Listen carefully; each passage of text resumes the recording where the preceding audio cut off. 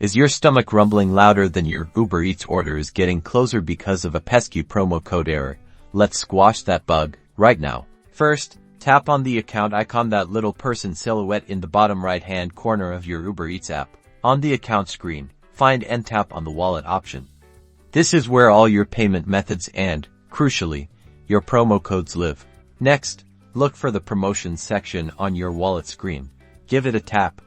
We're going to investigate why your code isn't cooperating. You'll now see a list of your applied and available promos. Check if the code you're trying to use is actually still valid and hasn't expired.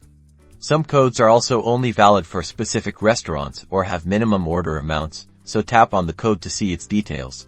If the code should be working, go back to your order. Sometimes, simply removing all the items from your cart and adding them again can refresh the app and make it recognize the promo code. Proceed to checkout again. If it still isn't working, manually enter the promo code in the Apply Promo Code section at checkout. Sometimes the app gets a little glitchy and needs a manual nudge. As a last resort, completely close the Uber Eats app and then reopen it. This forces a refresh and can clear up any temporary bugs preventing the code from applying. Hopefully, one of these tricks solved your problem. Happy eating!